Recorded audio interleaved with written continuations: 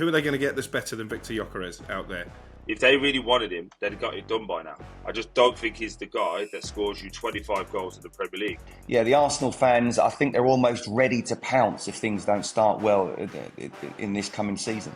Arsenal, who we've been talking about for 2 seasons, need a striker, have managed to sign a goalkeeper, a defender and another midfielder, and we should all get excited about it. There are no number 9s. They're a dying breed, number 9s. They're virtually prehistoric now, which is why it's Gyökeres, it's Šeško, it's Osimhen, it's maybe Ugo Ekitike. This is the complete team.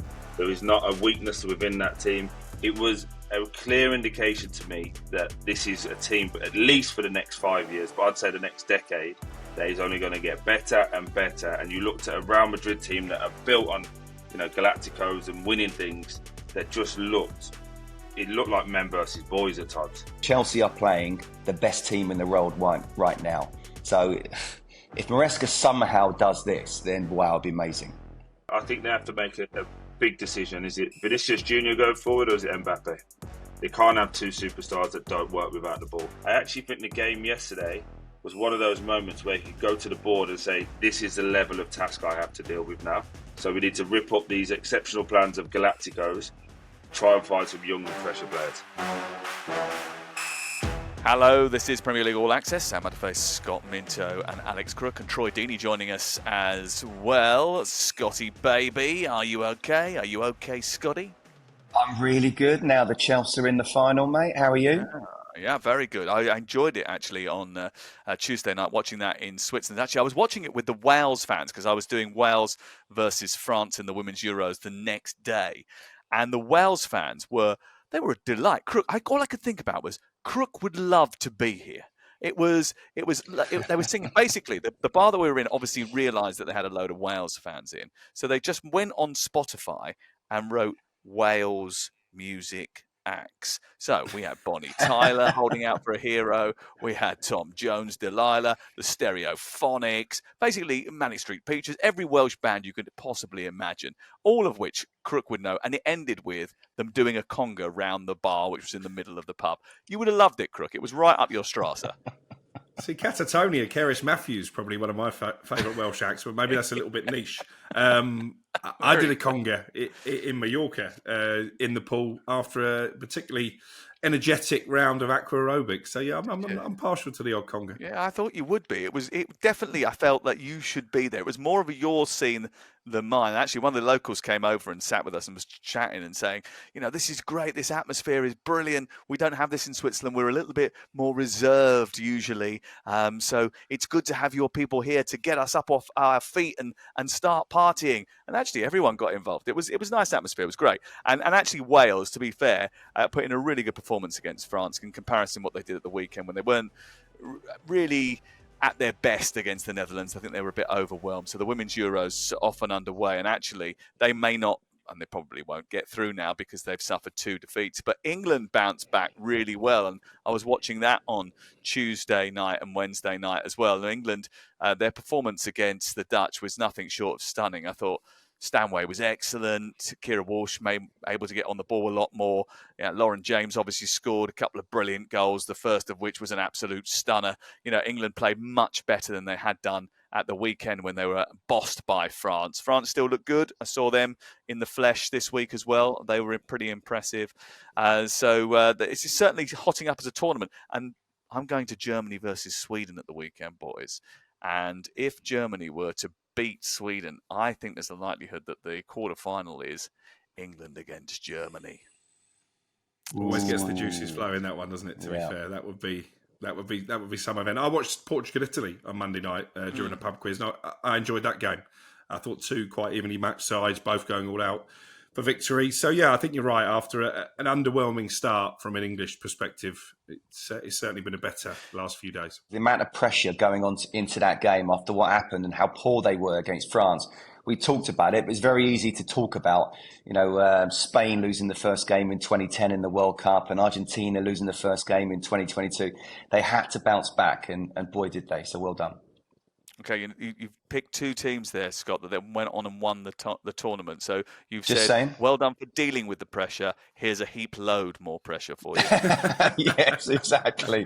Okay, we're going to check in with Troy Deeney very shortly. He's out in New York City. Let's get into the latest from the Club World Cup. Chelsea are in the final and standing in their way, Champions League holders and all-round bully boys, PSG, who are probably the best team in the world right now.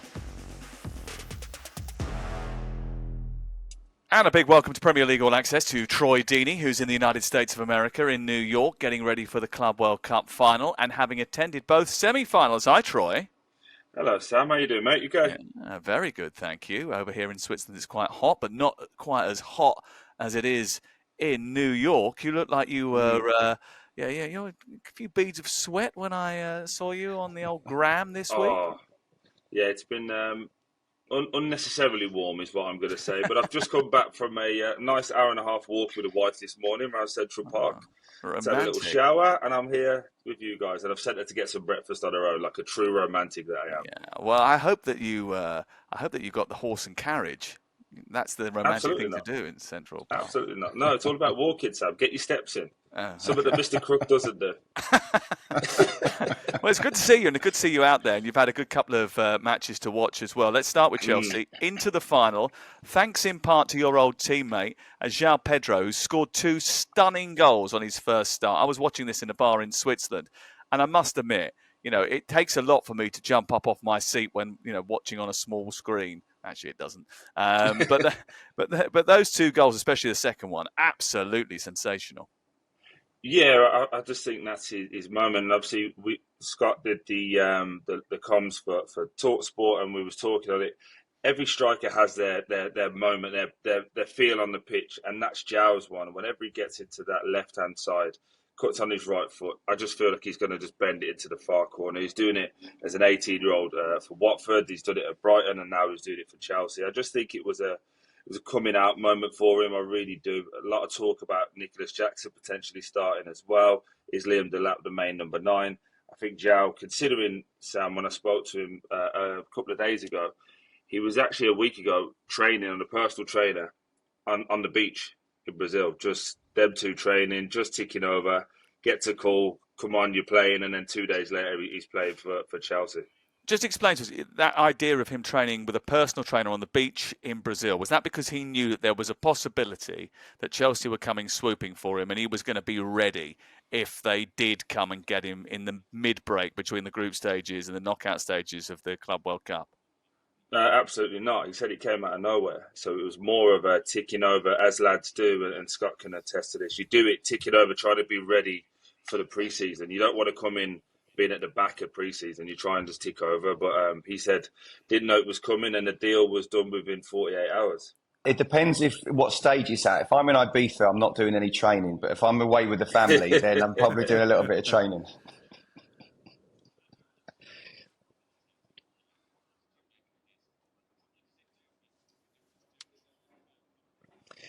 Well, actually, the bigger picture is what does it do for Chelsea? And I think it's absolutely fantastic for Chelsea because, I've been sort of banging on all last season. They need that spine of the team, the senior pros, the ones who are sort of guarantee the places. I sort of joke about left back being the most important on the position on the pitch. But we know it's not just actually striker, but it's goalkeeper as well. But Troy knows how much pressure there is if you're not scoring or you go to another club, how you want to start well. Or you're going through a bad patch. How do you get that goal off your backside, to get you going again?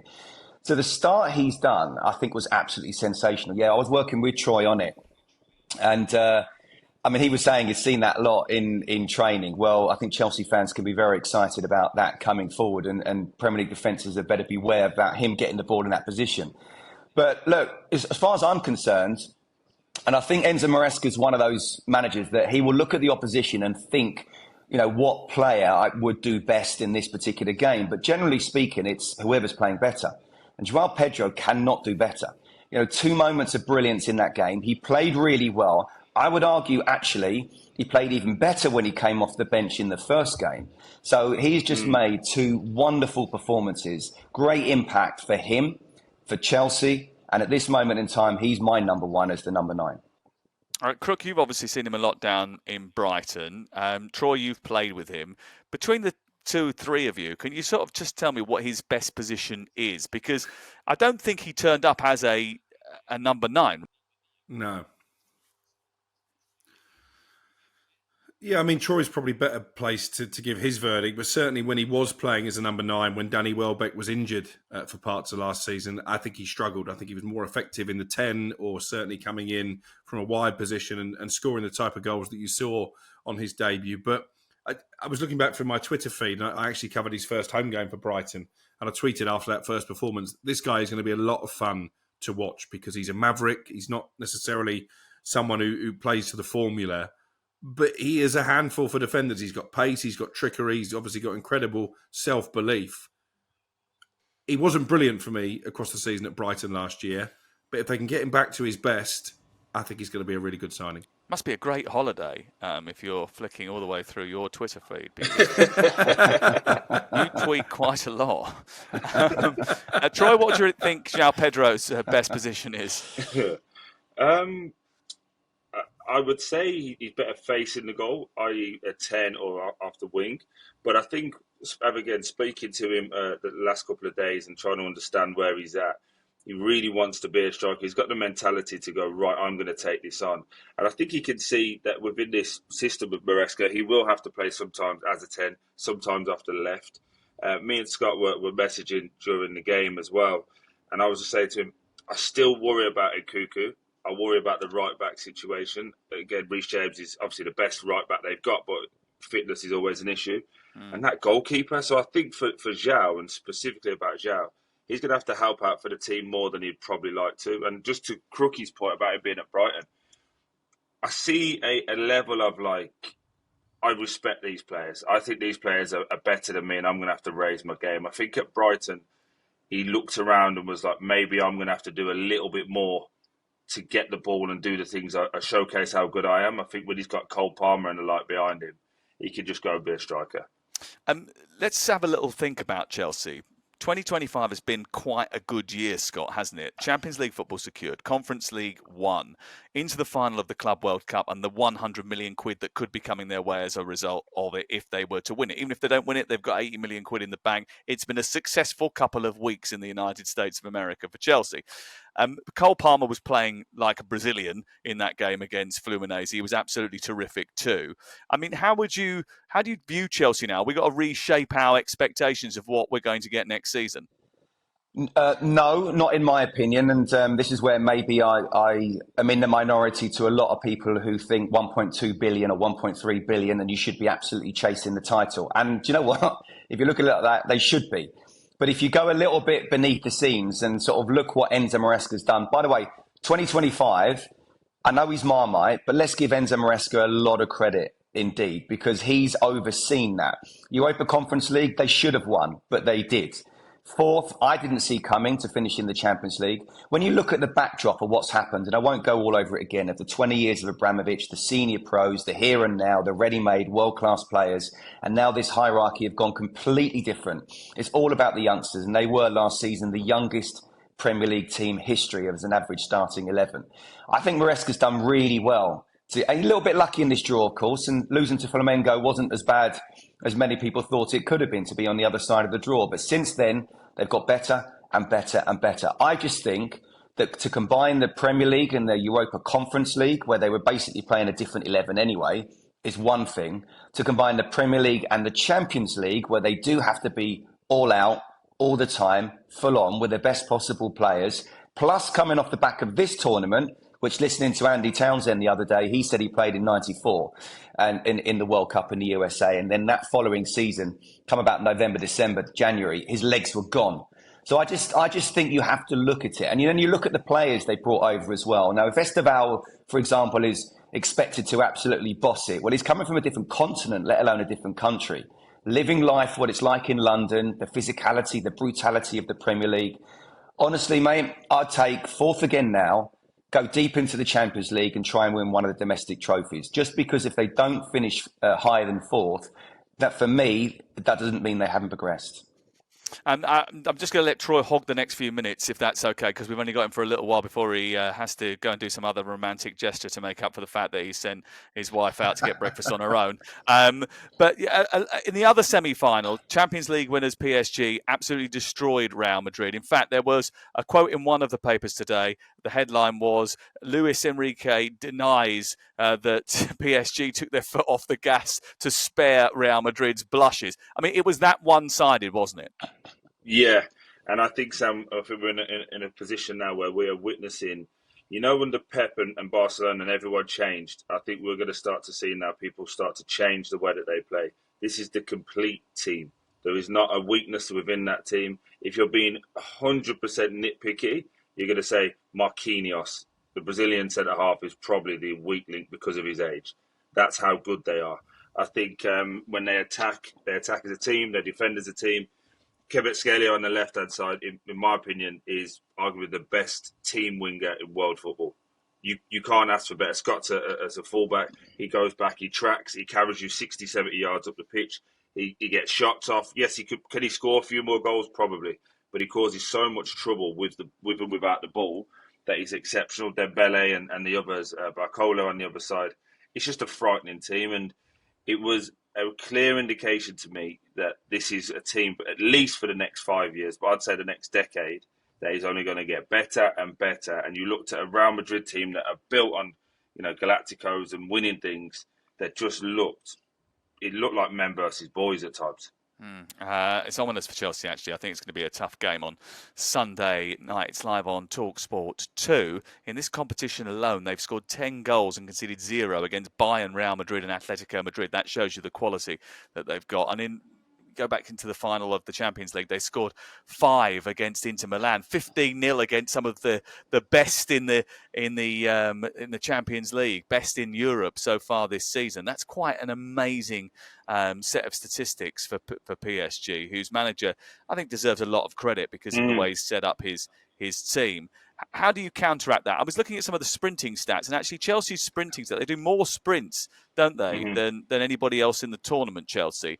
Paris Saint-Germain just behind them. Chelsea get up to a higher top speed, but the average speed of PSG over the course of the tournament has been just that little bit higher, meaning that they sort of maintain it for longer. Yeah. And that's the issue, isn't it, that they keep going at this speed, at this high tempo. Yeah, and I think that's a little bit skewed as well because they haven't had to chase a game yet. So, in the last 15 minutes when you're chasing a game, you're kind of a little bit more erratic and people are sprinting all over the place. I think the way you have to try to beat them is counter-attack their counter. So when they're getting on you, you have to go the other end. You have to finish the action. Chelsea do this really poorly at the moment, and I wonder what Scott thinks. They turn the ball over ridiculously. There's times when they can counter-attack 3v4 in their favour and they lose it because of a loose, sloppy pass, whether someone's trying to take somebody on when there's a better pass. If you get countered on your counter by PSG, they will kill you. And you have to finish the action. You're better off just kicking it out for a goal kick. Just make sure that they can't finish it. And when you look at Chelsea, again, in the last game, they did... Wherever Caicedo is, you want to attack on the opposite side because he's the glue. He shuts things down. But if a few times Fluminense got on the opposite side of him, they didn't have the pace and the power to get away from him. But if that's PSG, you're in a real world of bother. Look, and I couldn't agree more with what Troy was saying there. Look, PSG, as much as I want Chelsea to win, if Chelsea win this game, they somehow find a way to win this game, it doesn't make them the best team in the world. They're the 4th in the Premier League, so they're not even the best team in the country. If PSG win this game, they've won their title, they've won their cup, they won the Champions League, and they've beaten Real Madrid and Bayern Munich and everything that the Premier League has to offer. They are brilliant offensively. They're brilliant defensively. They're quick, incisive passing and know how to break down teams that defend deep. They can counter-attack really well. They got the best high press and the press in Europe, stroke the world. So they suffocate teams where they can't even keep the ball, and then you're chasing shadows for the next 5 or 10 minutes. It's just, to say it's clicked would be an absolute understatement. Look, how did Chelsea win this game? They have to bring their A game. PSG do have to be off it a little bit. The wide players, as Troy's just mentioned, have to help out their fullbacks. The fullbacks have to be 8 or 9 out of 10. as do the centre halves as well. They have to somehow beat the press, and when they do, be really incisive with it, or even just able to keep it for 4 or 5 passes. And again, let them think, wow, okay, we need to back off a little bit. We can't just do it. Otherwise, they will tire themselves out. Do not be blown away in the first 20, 25 minutes like Real Madrid were, like a lot of teams are. As Troy was saying, very rarely have they having to chase a game. Obviously, Botafogo did very well against them. I think that was just an absolute one-off. If you look at the stats on that, they dominated that game. Having said that, they had 16 attempts, 2 on target, whereas Botafogo had 4 and 4 on target. So, look, it was brilliant, you have to say. I'm hoping that the extra day will make a difference, but Chelsea are playing the best team in the world right now. So if Maresca somehow does this, then wow, it'd be amazing. We talk about Real Madrid, obviously the massive global appeal. It was probably 90% Real Madrid in the stadium and 10% PSG. It just felt like this was a moment where the grounds and the world is shaking, where PSG, from a global point of view, if they go on to win this, will have so many more fans next year. It just felt like they just turned people's opinion. Real Madrid were getting booed at 20 minutes by their own fans. It was crazy. I wanted to ask you very quickly. So I've got 2 quick questions to ask before we let you go. The first one is about Real Madrid and about Xabi Alonso and the early teething issues that he has experienced. How much patience do you think he'll be afforded? I mean, the fact that they were booing after 20 minutes suggests that not very much is the answer to that question. So what has he got to do and how quickly does he have to do it? I said this yesterday. I'm going to stick by it. I think they have to make a big decision. Is it Vinicius Junior going forward, or is it Mbappe? They can't have 2 superstars that don't work without the ball. Not in today's game. They're exceptional players, but they're not doing enough defensively.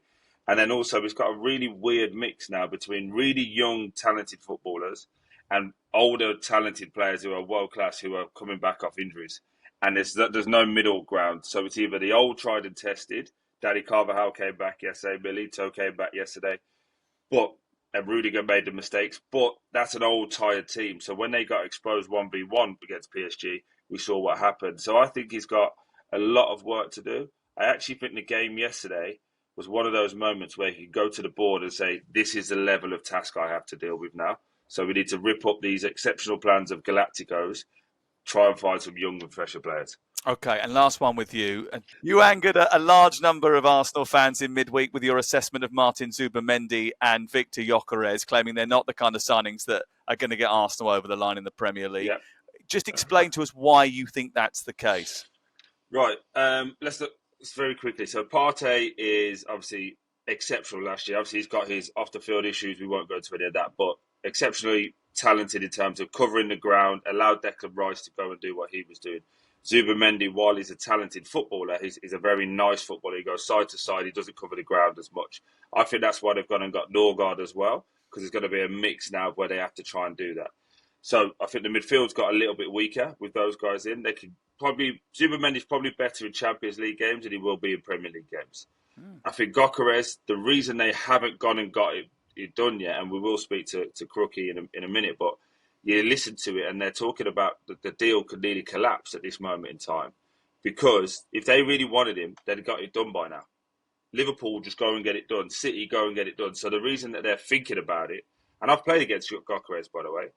I mean, this is not like just me going, oh, he's the same as Darwin Núñez. He's a good player. I just don't think he's the guy that scores you 25 goals in the Premier League. Happy to be proven wrong, but you're talking about now Liverpool have improved. Man City have improved. Chelsea are improving. Newcastle are improving. Why should we all of a sudden go, right, Arsenal, who we've been talking about for 2 seasons need a striker, have managed to sign a goalkeeper, a defender, and another midfielder, and we should all get excited about it. Okay, and the last time you had a go at Arsenal, Mrs. Deeney rang up to complain about that.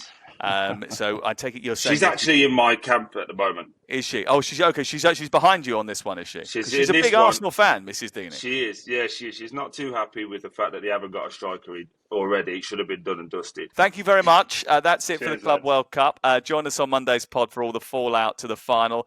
Troy is out there. He will be bringing you all of the colour and action from New York over the next couple of days. Cheers, Troy.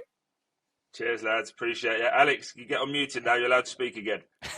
Right, yes, he is, because next up, we're doing the transfer window and more on Arsenal. Well, we've unmuted Alex Crook's microphone now. I think he's actually just annoyed Troy, and Troy was just like, "I'm not coming on if I have to speak to him." Right? Okay. It was part of the contract of Troy, not only for him to come on, but Crookie not to be off.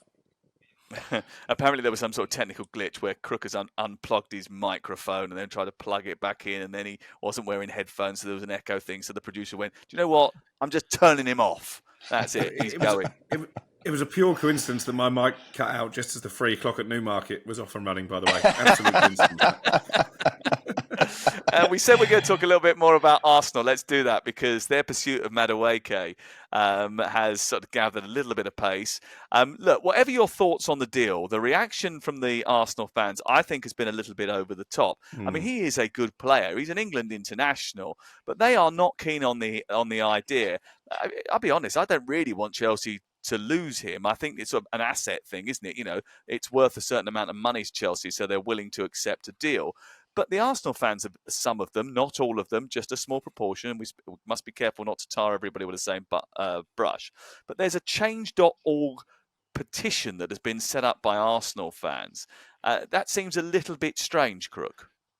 Well, when you look at some of the problems in the world in 2025, to set up a petition to stop one footballer leaving one club and joining another, I think is right down the priority list. And actually, I was reading, I think in the London Standard this lunchtime, that he's also had to mute his notification on social media because he's getting abuse, which obviously we don't condone either. I can understand Arsenal fans who aren't particularly in favour of this signing, particularly if it has a knock-on effect for the likes of Ethan Nwaneri.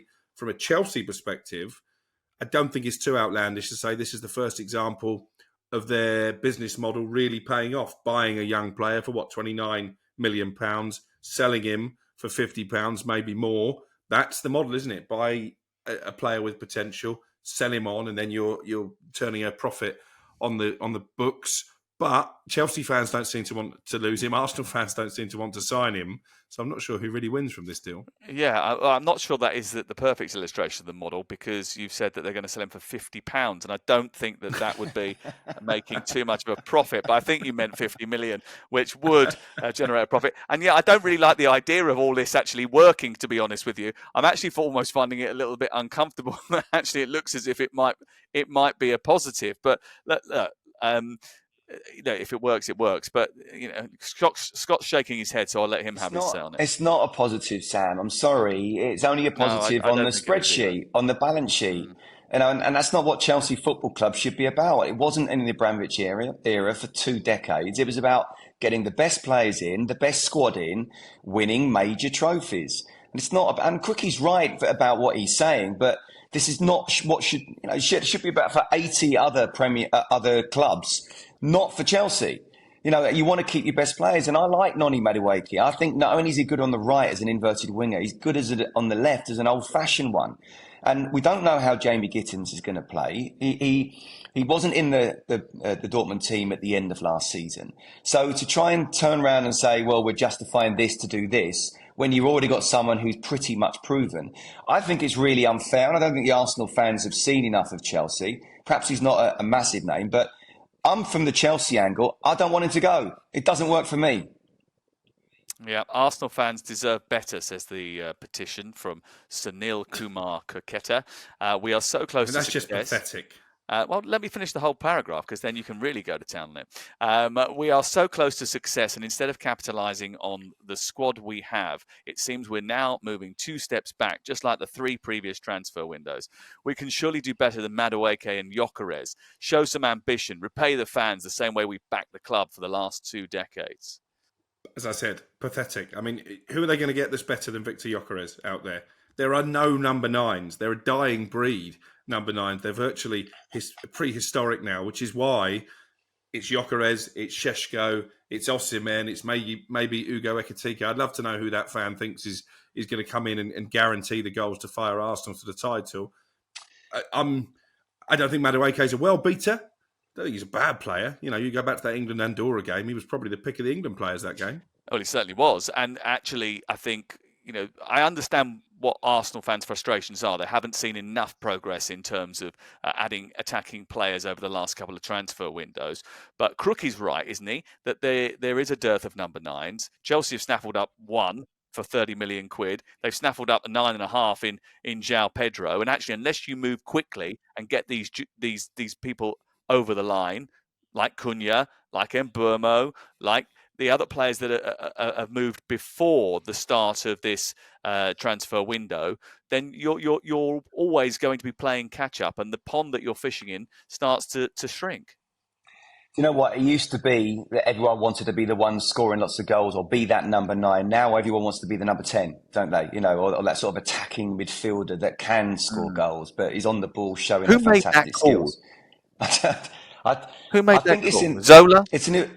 No, Hazard? no. But it's happened in the last few years. I think it's been an evolvement of Pep Guardiola's teams and everybody copying him. So yeah, I mean, look, there's all of them. There's all any sort of recent number 10s you can talk about. They sort of wanted to do that, but yeah, I think of the last sort of decade really that the way that football has evolved, that I think the coaching has evolved in that way as well. And there is a dearth of number 9s. I do remember a few weeks ago, Crookie mentioning Lautaro Martinez. You can throw him in there. I mean, Inter might not want to sell, but they haven't got a lot of money. And then the only other one I can think of off the top of my head is Ollie Watkins, already a proven Premier League striker. And I don't care about his age. Forget about his age. It's about the here and now, especially for Arsenal and especially for Mikel Arteta. So, look, there are some out there, but there aren't many at all. And Gyökeres is right in that group. And yeah, the Arsenal fans, I think they're almost ready to pounce if things don't start well in this coming season. Across North London, another controversial transfer could be taking place because Mohamed Kudus is closing in on signing for Tottenham Hotspur. It's a good signing for Thomas Frank, I think. And speaking to the Tottenham fans, they seem to be pretty positive about the deal. The West Ham fans, not so much. Well, no, there's a reason that no player has made this move from West Ham to Tottenham since Scott Parker back in 2011. The two clubs don't like each other very much. My understanding is that David Sullivan was so desperate not to do this deal with Spurs that if any other team put an offer on the table, even if it was less than what Tottenham are paying, he would have done the deal. But they didn't. There was talk of Chelsea. They obviously didn't come calling. Liverpool and Arsenal have been mentioned. Neither of them put a bid in either. Ultimately, Kudus has been pushing for this move. There are stories that he was late for training, not once but twice this week, that he'd asked for a transfer. So I think in the end, David Sullivan just decided £55 million is a decent price when you look at Elanga and maybe what Mbeumo will go for as well. Let's take it. Let's give Graham Potter the money to reinvest in the squad. And my understanding is that he has promised the manager that he will get all of that money to try and rebuild the squad. But I think you're right. Speaking of Kevin Nolan at Ascot recently, he said that Kudus, despite the fact he's not had a brilliant season this year, he is a really talented player and someone he thinks can do it in the Champions League, can do it at the top end of the Premier League, and he's got the chance to prove himself. For Spurs as well, it's important they've got this signing over the line because they missed out on Christian Norgard. They wanted Mbeumo, but obviously he's told them he wants to go to Manchester United. I think it was important, almost emblematic, symbolic to get this first big money signing as Europa League winners. What about Spurs? And you mentioned that they're trying to get other players over the line. They missed out on big name talents, but they're keen to take Yoann Wissa off Thomas Frank's old club, Brentford. Is that likely? I think Brentford will be reluctant to sell them both this summer. It leaves Keith Andrews with both hands tied behind his back if you lose both your main goal scorers and it's your first job in the Premier League. I do wonder the timing of this Tottenham interest and the fact it was leaked to the media. Is this a little bit of an attempt by Brentford just to put that final bit of pressure on Manchester United to get the Mbeumo deal done? Or is it actually or something to do with the Kudus deal, right? Okay, that they want to, Spurs are letting it be known that they like Yoann Wissa so that West Ham have to accept that they're going to take the money for Mohamed Kudus because nobody else is coming in for him. So there could be games playing here, I suppose is what your suggestion is. If Wissa does go, or even if he doesn't really, Scott, Keith Andrews is starting from a delicate position, isn't he? No Norgard, no Thomas Frank, who's been there for a long time, no Mbeumo, Wissa maybe with an eye on getting out the door. And of course, it's his first attempt at being a frontline manager. I sent him a message. I said, mate, if you finish fourth from bottom, for me, that's a wonderful season. He's feeling very positive about it, obviously, but he's really looking forward to the challenge. but boy, is it a challenge. And I'm slightly concerned that people would try to jump on the back if they start poorly, because it's a difficult start to the season as well. But this would be difficult for any experienced manager. I don't care who it was, with these players going at Brentford and the manager himself as well. I hear that Chelsea might well loan out Josh Achampong to Crystal Palace. That could be a possible. And it's interesting, isn't it, that Chelsea do quite sort of favour the idea of their players developing down at Selhurst Park. I'm thinking Ruben Loftus-Cheek. I think Batshuayi had a little spell there. I think Conor Gallagher played there for a year. Obviously, Gay's there now. Chalaba's only just come back from there. It's like, Sunderland making waves in the market as well. They're closing in on Brighton star Simon Adingra. Crookie. Yeah, I think this one's pretty much done. £21 million deal for Brighton. They tried to sign him right at the end of the winter transfer window. He wasn't particularly keen at that point, Adingra, to drop into the Championship. Obviously, they're a Premier League club now, and they've done some big business already this summer at Sunderland. So I do think they're going to be a lot more competitive, probably along with Leeds, than those three teams that went up and came straight back down last season and the season before. They're trying to get a goalkeeper as well. Doesn't look as if that will be Georgi Petrovic from Chelsea. I think he's going to go to Bournemouth. At Sunderland, looking at Aaron Ramsdale and potentially Sam Johnston, but don't completely rule out Anthony Patterson continuing as their number one. I kind of feel like he deserves the chance to be their number one in the Premier League.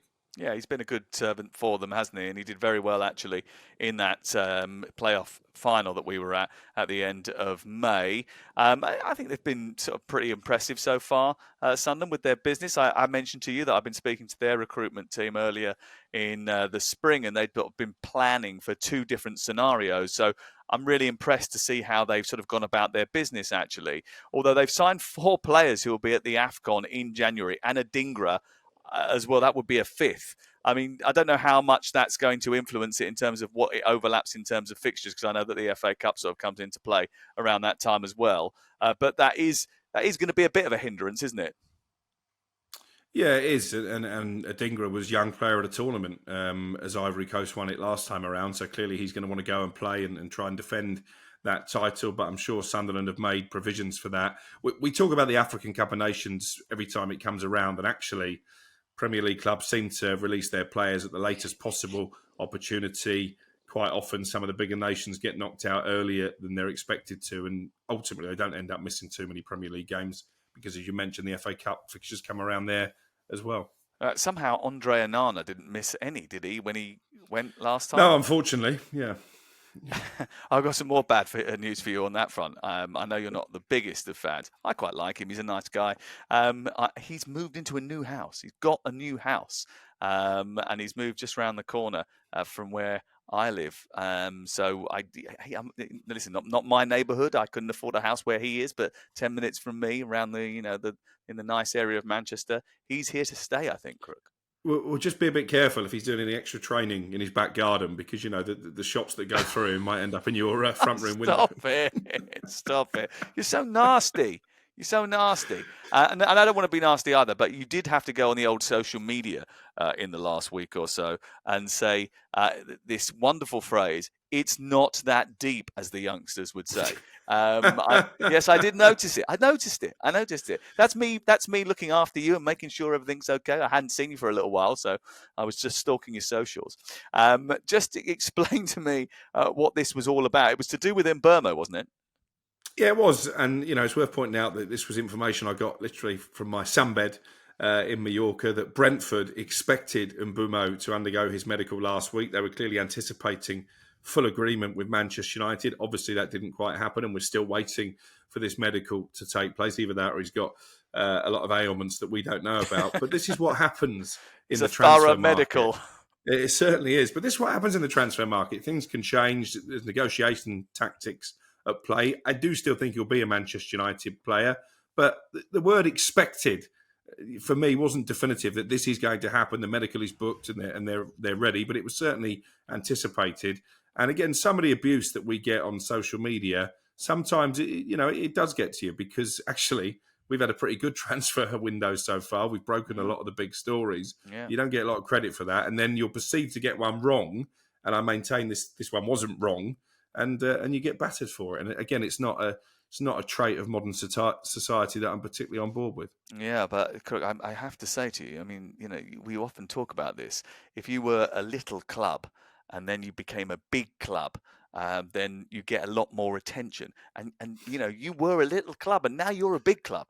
You're basically the Manchester City of the transfer world. You were, Is that right? You were down there, third division down in Portsmouth or whatever with me back in the early 2000s. But now you're up there in the Champions League, mate. So when you're that big and that right this often, then you're going to have to be shot at as well. I did notice that someone was pointing out some nice stuff about you this week when I think one of the other big journalists ran a story about a transfer, and someone said Alex Crook broke this 3 weeks ago, and we all laughed at him. But now we know it's true. Is that a compliment, or that is was that a compliment? Right? compliment? That was a compliment. That's the world. Basically, in social media land, that's like a round of applause. That is, mate. Don't worry about it. Just don't worry. Either that or just turn it off. Whatever you do, which might be more advisable. I don't know. Okay. Thank you very much or anything else you want to tell us business-wise about transfers and stuff like that before we go. Well, you've put me on the spot there, haven't you? There's been a lot of talk again about Newcastle and Mark Gay, and again, some aggravators on social media were suggesting that his agents had flown up to Newcastle, and that was developing again. It's not my understanding. I'm not entirely convinced that Newcastle are going to revisit their interest from last summer, and I think Gay himself is quite relaxed. He's got a year left on his contract. Hopefully, he'll be playing in the Europa League for Crystal Palace, or that may well end up being the Conference League. And it still wouldn't surprise me if he takes his chances as a free agent next summer. Big signing on fee, possibly can demand higher wages. And I think some big clubs will be at the table then. Row that back. Crystal Palace could be playing in the Conference League. Explain. Well, if they get kicked out of the Europa League, they drop down to the Conference League, don't they? I don't know. I'm asking you. You just said it. That's as I understand it, because obviously the conflict of interest is that you can't play in the same European competition as a club that's deemed to be under your multi-club banner. So obviously the issue here is John Textor was a major shareholder in Palace and owner of Lyon at the time when they qualified for the Europa League by winning the FA Cup. He didn't do what Evangelos Marinakis did and put his shares into a blind trust. So if they get kicked out of the Europa League, and we're hopeful that we'll get a decision from UEFA either back end of this week or early next, I think they drop into the Conference League. Whether that means Forest then get promoted to the they've got Europa to. League. You can't have a situation where a team gets taken out of the secondary competition and you don't have one put up into it. I mean, listen, I don't think Crystal Palace should be dropped out of the Europa League. I've got to be completely honest about that. Me neither. There's no way on this earth that should happen. But if it does happen, then you've got to have a substitute. You can't just take that off of the Premier League, because the Premier League's done well to earn its places in those particular competitions. That would be a worry. By the way, did you see John Textor with Jim White and Simon Jordan the other day? How good was that? It was brilliant. And actually, I fed Jim a little line because Danny Roll, I mean, talk about a wild story there. He's going back to Sheffield Wednesday, or certainly that's his intention, even though there's a lot of players there, I'm told, not particularly on board with that, having missed the start of pre-season training. Yeah. But the reason he's made this U-turn is because he is of the belief that a takeover is close. Now, one of the names that was mentioned to me as a potential next Sheffield Wednesday owner was the aforementioned John Textor. Oh, great. When Jim White put that to him on Thursday morning, he didn't deny it. I mean, whether Sheffield Wednesday fans want to go from Chansiri to John Textor, I'm not convinced. Yes, that would be interesting, wouldn't it? And do you know what was really fascinating about that story is that obviously, I can understand Danny Roll's predicament in some senses, in the fact that they're about to go back to training. There's no training facilities. There's no possibility of getting any new players for the next 3 transfer windows. Lots of stuff behind the scenes has already been murky and difficult and hard work, because Chancellor Wright is a difficult man to work for whatever reason. He is the man who believes that he has ultimate control over everything that happens in that club. But Henrik Pedersen has been taking training at St George's Park. So the players have actually come back and they've been allowed to use St George's Park in order to prepare themselves for the Championship. But now Danny Roll, seemingly, I don't know if this is a PR thing or whatever, because Leicester have filled their vacancy, looks like Cifuentes is going to go there, and because Will Still's gone in at Southampton, all of a sudden doesn't have his options that he did have beforehand. He's like, oh, I'll go back and go to Sheffield Wednesday. And it feels like the players have gone, yeah, no, I'm not necessarily sure we want that now. Yeah, I think there's certainly a bit of that. I mean, obviously, it was talked about in terms of Leicester. My understanding is that Marty Cifuentes is actually having to take a pay cut from what he was earning at QPR to take over at Leicester. So again, we could do a whole podcast on the difficulties facing him. I don't see a situation where there are going to be serious challenges in the Championship next season. And maybe the players are right that Danny Roll actually has decided to stay just because he looked at the options out there and maybe they weren't as good as perhaps he expected heading into the final running. It's a shame because Sheffield Wednesday were on such a good thing with him and the squad that he built and the way that they were all working together. And I thought that was really going to be a success story last season. And I thought that they might end up sort of challenging for promotion, but it didn't work out. After a brilliant start, they beat Plymouth 4-0 on the opening day. I was there at Hillsborough that day.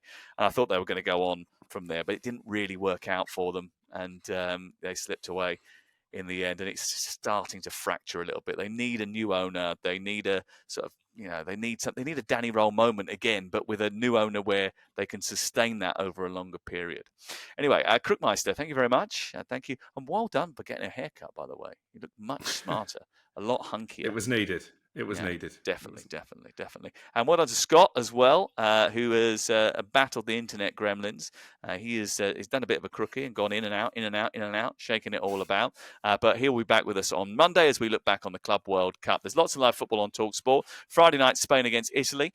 England-Wales, Sunday the 13th of July, is a decisive group game. England need to get something from that game in order to go through. They're probably going to have to beat Wales in order to be going through in that match. Chelsea Real Madrid is on the same time. Club World Cup final is on talkSPORT 2 with Dean Ashton and Nigel Adley. And of course, Troy, baby, will be out there bringing you all the information. We're back on Monday. See you then, folks.